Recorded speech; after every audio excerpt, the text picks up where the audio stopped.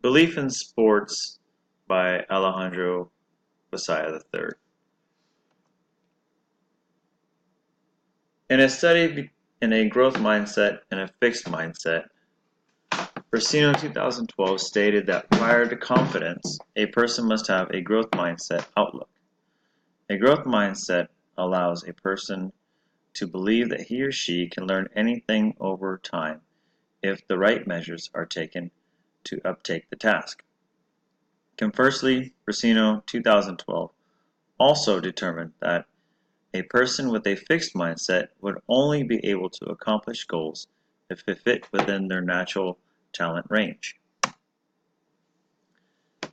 In a study of goal orientation and beliefs about the causes of sports success among elite skiers, Duda and White, 1992, used the Task and Ego Orientation in Sport Questionnaire, or TEOSQ, to establish causes of success among elite skiers. The results of the study concluded that those who were task-oriented valued hard work and improvement, while those who were ego-oriented valued external advantages such as skill, equipment, and using an unfair advantage. These values were also seen in youth competitors as well. The main issue exists when an athlete suffers from a mechanical problem and is left with no way to amend the problem.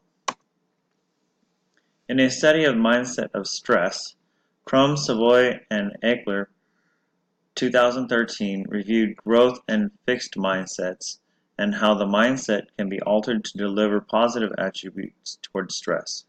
Crum et al. 2013 stated that if students viewed intelligence as malleable, then improvements in academics can be made, and enjoyment in learning and experience. With the limitations and conventional views of understanding and coping with stress, such as avoidance and reduction, a person may not have the ability to avoid stress, such as paying bills.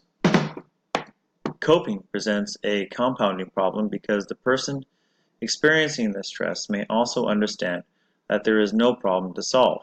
Lastly, having the mindset that stress is debilitating does, in fact, limit performance. However, if a person holds a stress is enhancing outlook, then he or she would be able to use the stress to engage in actions to enhance the outcomes. Study revealed that just as the mindset on intelligence can be changed, the mindset of stress can also be changed over time. In a study of growth mindset of talented young athletes, Evans Slater 2014 stated that a growth mindset in the educational setting by telling the athletes like their physical skills, their psychological skills can be trained too. The examples used were they were considered talented in their chosen sport because of the hard work and the learning they had done, and to reach mastery they would have to undergo more deliberate practice. 4 themes were used in this study: engagement and fun. Evans and Slater 2014 stated that young athletes would be engaged in psychological education if they were engaged and had fun. Quotes, video clips, and reflections were used to give the athletes concrete examples of how psychological skills influence performance. Lastly, athletes were asked to choose their favorite athlete and highlight their psychological qualities. This gave the student athletes a better understanding of psychological skills and their favorite athlete's ability to perform. Advancement in personal development and life skills were used by Evans and Slater 2014, which concluded that the skills help students develop life skills that would transfer over to athletics.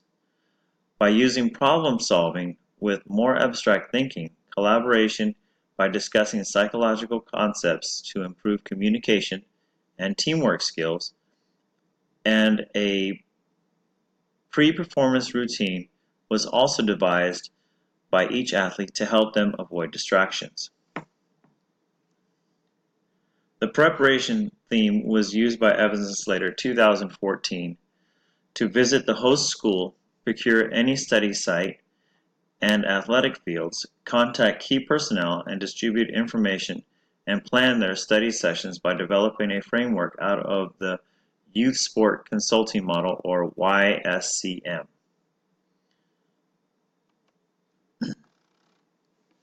A study on the mindset of success and failure in competitive sports by Bogotier and Stein 2010 determined that athletes with a growth mindset believe that although natural talents for the specific activity exist in each person, it is always possible to improve if adequate effort is put into the task. The growth mindset also allows the athlete to respond positively to failure. When answering a questionnaire, 45% disagreed that if they fail, they struggle to recover. 40% disagreed with the statement that if failed, that they worked hard for nothing. 26% felt depressed if they failed, and 26% agreed that they were upset when they failed. 20% agreed that they could take it easy if they won. The results of the research confirmed the hypothesis that the growth mindset positively affects success and failure in competitive sports. In a study of hitting a baseball, Hasselhund and Burton 2013 stated that failure is common in baseball, and the growth mindset is necessary to pursue success. The Growth Hitting System, or GHS, has not only helped collegiate hitters, but has also proven helpful to youth hitters as well. By promoting growth mindsets and mastery orientation development, focusing on process goals and redefining the outcomes, hitting at standard as quality contact rather than base hits.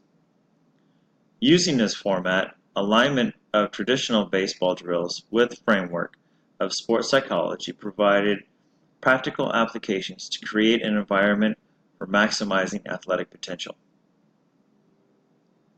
Feedback in belief formation is obtained by a hitter a number of ways: how the contact felt or the flight of the ball, reactions of coaches, teammates, and fans after a hit goes into the mindset of the hitter.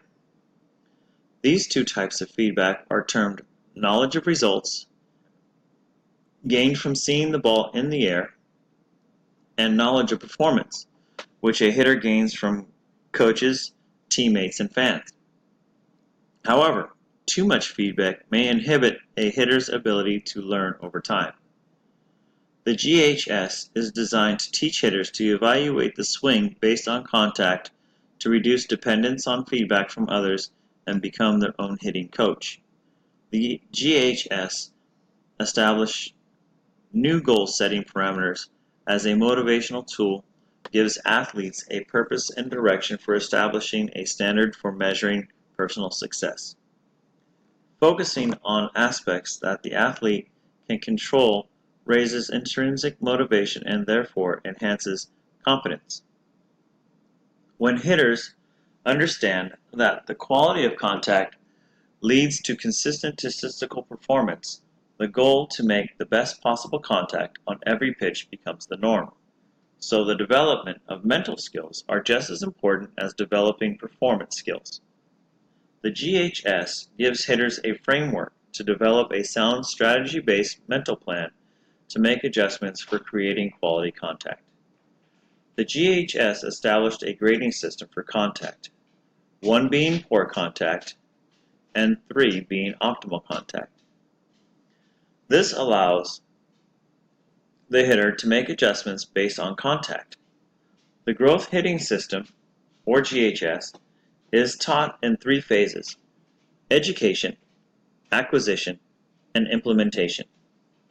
It is important that any hitting drills used in the education process does not inhibit the hitter's ability to make contact.